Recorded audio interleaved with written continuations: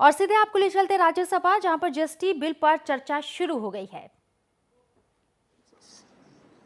The need for the larger consensus was that we were radically changing the taxation. Proposal was to change the taxation structure as far as the country was concerned. Today, within the domain of the union government and the states, there are different categories of taxes which are imposed. These were all intended to be subsumed into the goods and services tax. Now, for those who felt that this was surrendering their sovereignty, this was in fact pooling in of sovereignty of the states and the center so that we could have a system which was a far better and a more modern, conducive system which would help the assessees, which would raise larger revenues and eventually give a boost to the Indian economy itself.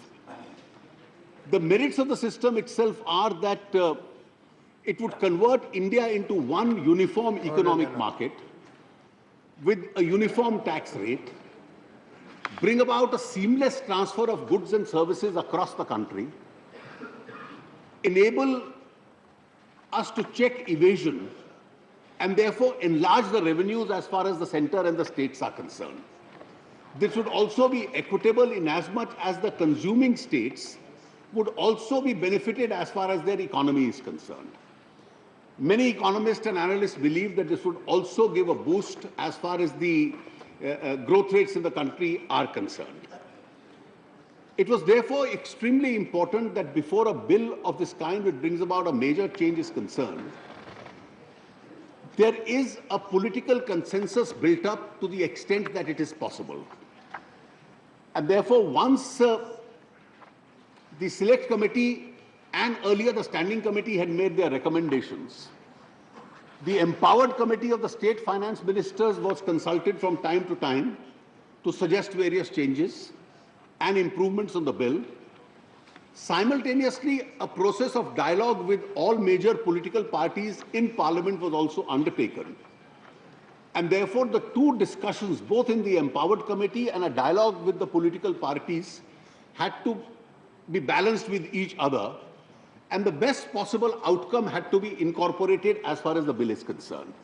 It was obvious that this exercise would take time, but I would say this has yielded effect, and there has been a large consensus building which has taken place, which is absolutely necessary in a bill of this kind for the simple reason that legislation of this kind can't be based on partisan considerations. Almost every major political party in the country is a part of the power structure in some part of the country or the other, or at least it is likely to be.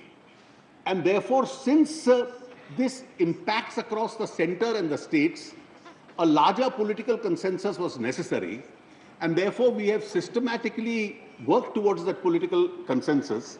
And I'm extremely grateful to all the political parties whose members are present here. I am particularly grateful to Shri Ghulam Nabi Azad, the leader of the opposition, who was a part of the discussions that I had along with his colleagues on this subject, as also various political parties, chief ministers of almost all states, leaders of all political parties whom I discussed this issue with, and the Empowered Committee of the State Finance Ministers, that we've been able to achieve as far as a consensus as it is possible, if not unanimity, as far as the language and the spirit of this legislation is concerned.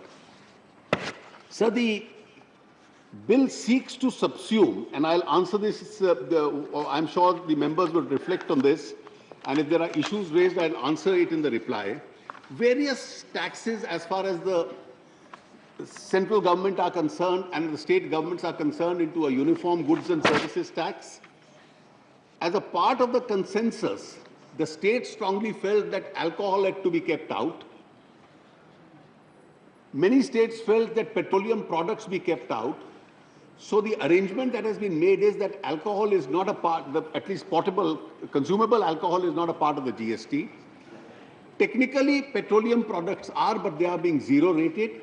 They will be brought within the taxation structure only once the Empowered Committee which will subsequently convert itself along with the union government into the GST Council itself, gives an approval to the idea. So the whole concept of the GST Council is Indian federalism at play in the best possible mode. 2/3 of the voting power in the GST Council belongs to the states. 1/3 of the voting power in the GST Council belongs to the center. The votes required to settle a particular issue are 3/4. And therefore, necessary the GST Council has to work under a particular consensus. And therefore, the center and the states will have to work together.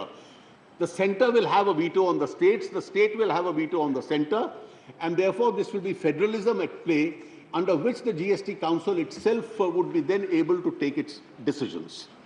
Sir, the whole object is that after this constitution amendment is approved, ratified by the states, the Council would come into existence. Subsequently, 3 enabling laws, 2 by the central parliament and 1 by the state legislatures, would have to be passed. The 2 central laws would be in relation to the central GST and the interstate GST. The state legislation would be with regard to the state GST. Needless to say, the Council itself would discuss the drafts of those laws. Various modalities, including what would be the taxation structures, would then be discussed with the Council. The operational modes, so that there is no overlapping left as far as the functioning of the GST is concerned, and that can be smoothened out, would all be areas which will then have to be smoothened out. And hopefully, once the Council approves those legislations would be brought before this Honourable House. Parallelly, the IT backbone, which is required to support the GST network, is also being prepared. It's at reasonably advanced stages.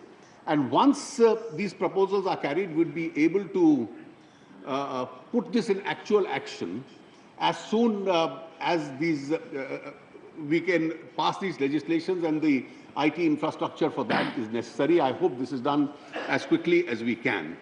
I am sure the enactment of the GST, as I've said earlier, will bring about the best as far as the economic management of this country is concerned in its federal forms. It will empower the states. It will increase the revenue of the states as also of the central government. It will try and dissuade, discourage, and bring down levels of evasion.